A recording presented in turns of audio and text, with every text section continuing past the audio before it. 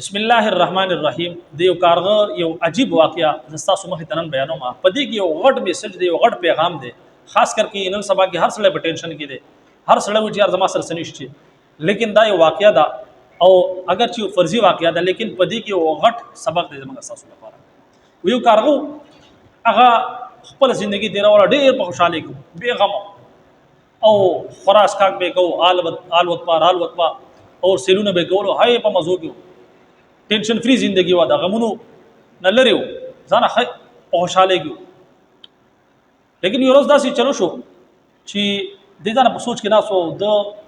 وکاته چې یو کبوتر دی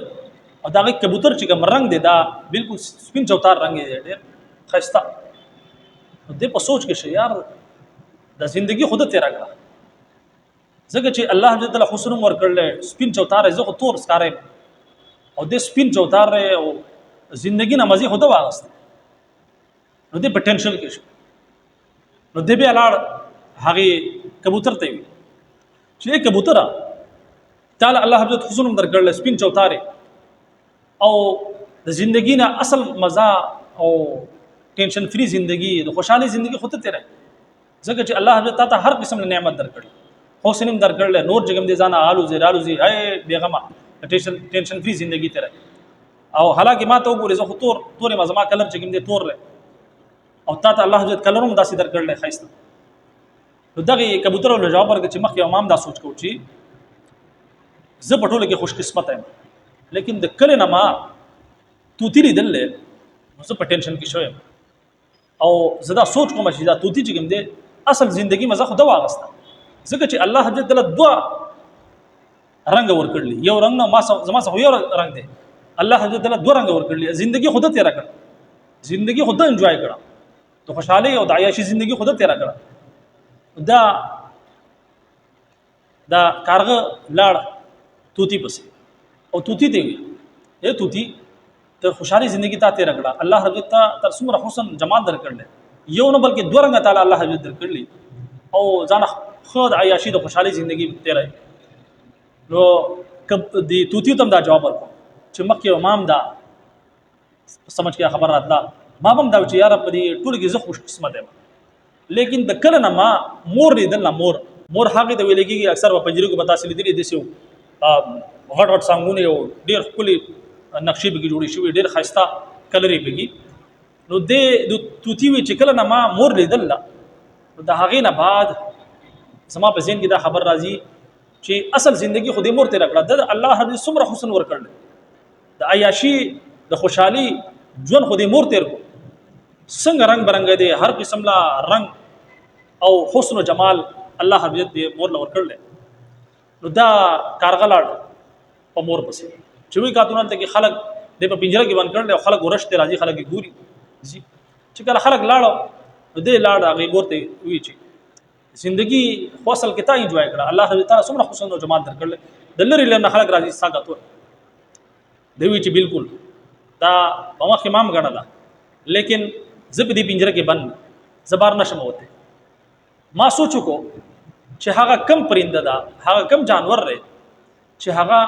سو په پنجره کې نه بندي هغه آزاد ژوندۍ تیري نو بیا زما په ذهن کې خبر رااله چې کارغه چې کوم دی د واحد پرنده دا چې هغه سو په پنجره کې نه بندي بلکې نور پرندي هغه په پنجره کې بندي لیکن کارغه واحد پرنده دی چې هغه څوک په پنجره کې نه بندي هغه ځان آزاد ژوندۍ تیري هاي عیاشي ژوندۍ ته ولاو ګرځي نو بیا دې کارغه چې بیا ماته احساس وچی واقعي د ازادي دام د الله حضرت ډېر غټ نعمت دی د الله رب عزت دغه ورکړل حسن جمال ورکړل لیکن دې 24 غنټه په پنجره کې پروت دی د خبرې مقصد دغه دی چې موږ تاسو بل ته ګورو چې یار دغه سره دومره نعمتونه دي لیکن د هغه ټینشن وتا د هغه مصیبتونو ته موږ نه ګورو ډېر شخلک داسې چې غټي کوټې غټي بنگلې گاډي لیکن د ډیپریشن زندگی تیری د شپې هغه د خوب لپاره خوب له نور دي خوب ګولې خوري نشي کې تماشې کې د هغې نه علاوه په زندگی کې چین او سکون نه د پرهیز روټي خوري خوګ نشي خوړې خوښ نشي خوړې او دغه شانتي د پرهیز خوراک کې د الله حضرت د نعمتونو محروم ہے حالانکه هر څه موجود دي لیکن بیا هم د الله رب العزت نعمتونو محروم نو دا ولی زګه چې منګه مخې د خلکو ته ګوري چې یار دغه سره خو غټ ګاډی دی د فلانا ناشکري کوو موږ تاسو خپل ځان ته نه ګورو چې الله موږ لا څومره نعمتونه راکړي که چېرې موږ خپل د نعمتونو ته ګورو یا خپل د لاندې چې کوم خلک دي چې کوم سره هغه نعمتونه چې کوم زموږ سره دي هغه سره هم نشته نو موږ به د الله رب شکر ادا کړو او په قرآن مجید کې الله رب فرمایي لئن شکرتم لازیدنکم ولئن کفرتم ان عذابی لشدید